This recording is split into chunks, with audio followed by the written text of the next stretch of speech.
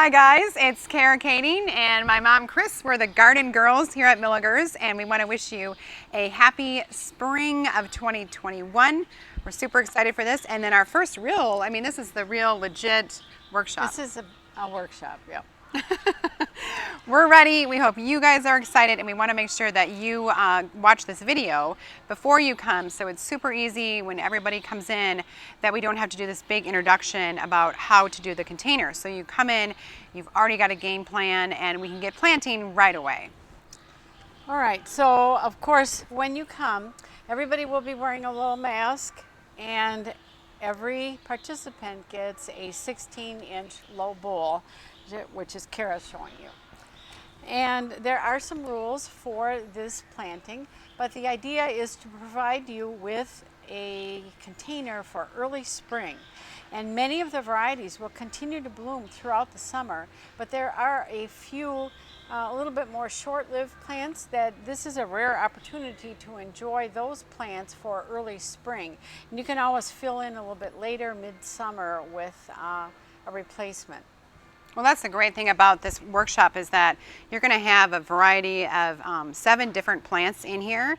And I love container gardening because if somebody isn't doing their job and not blooming like you want them to, you just take them out and you put in a brand new fresh start, and you can just keep freshening it up that way.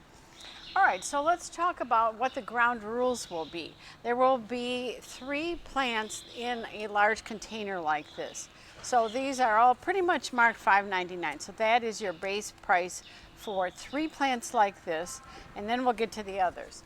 But so Kara's going to do the planting, and I'm going to introduce you to some of these lesser known annuals. And these, we've grouped them as the taller plants first, and that's generally going to be your center plant. So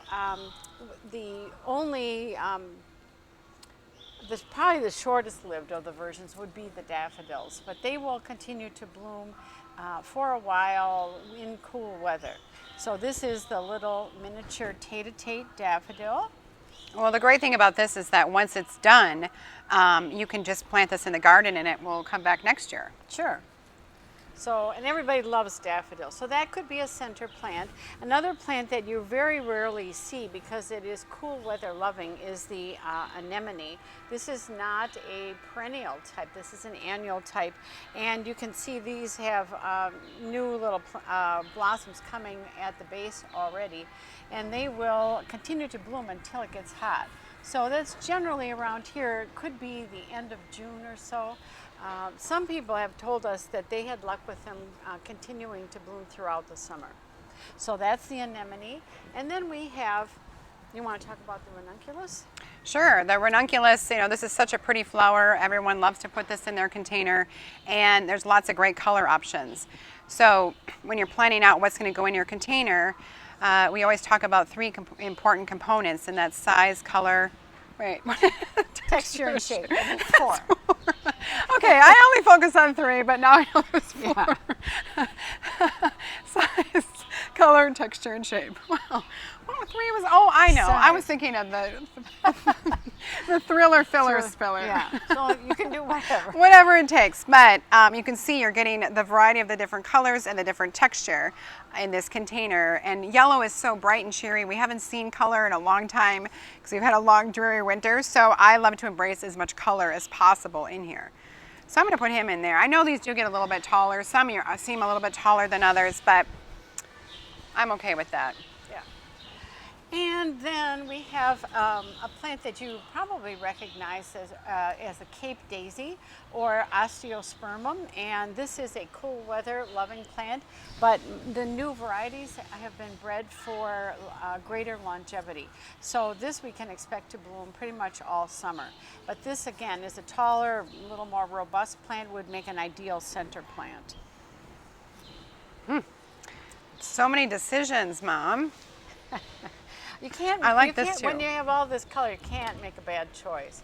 And of course, we have what Milligers is known for are any of the fabulous geraniums. And You know, this is a porch pot that we're making, and we're expecting that if the temperatures get really low, that you would just, you know, open the door and just take it in for the night. So any of these can be It's nice and probably, lightweight. yeah, out during the day and in at night.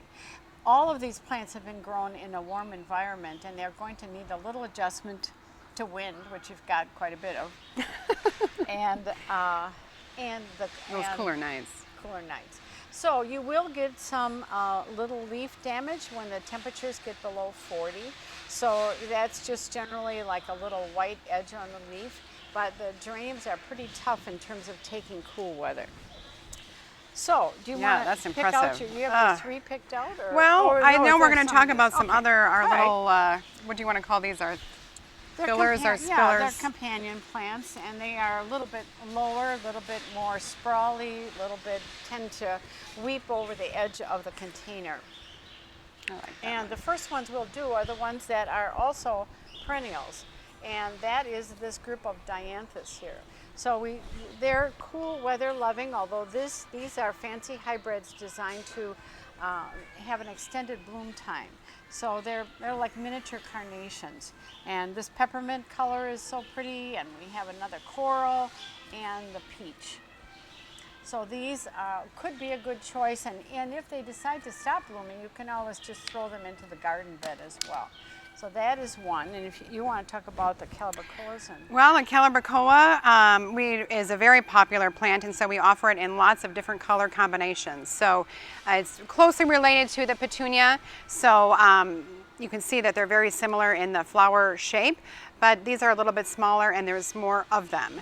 Gosh, I mean, we have the purple, we have the pink, we have yellow. Some people call them million bells. You know, they have lots of different names. And then you could also choose a petunia as an option too. These are all the trailing ones that are going to spill over the side of the container. So, you know, we have kind of a full clustered flower, and then sometimes it's nice to accent that with an open flat flower. So that makes for a more interesting container. I picked this one because it has this yellow center, and then that matches with brings out that yellow from the ranunculus. Those two kind of connect to each other. And then one kind of lone option we have, because they love the cool weather, is the little short snapdragon. And that again is just starting to bloom, so many of these are just a little bit young, but they're just perfect for a starter container like this. So, and the snapdragons are designed to bloom all summer. So we have 4 plants in there now. yeah. And You'll have to keep talking because my battery died. oh, well, you can stand very close Hello. to me. So now, again, what would spring be without pansies? And we're all so happy to see the pansies because they are probably the toughest plant of the group. And they are going to come in packages like this. And you will be able to choose 1 or 2 or 3, a total of 4 plants that are in these bigger packs. It could be like this, or it could be some of these smaller ones, but any of these would be the plants to fill in around. And when you take these out of the pot, the best thing to do is to massage the cell like this, and then gently lift it out of the pot. And you can see the nice white roots that we have here. This is a very young plant. It does not need to be broken up. Do not take the root ball apart or score it or any of that. That's only done when the plant is totally root bound and the roots are circling the pot. These are nice, fresh, young plants, and we don't have that problem. So that is how you take the plant out of the pot, again, keeping the roots intact.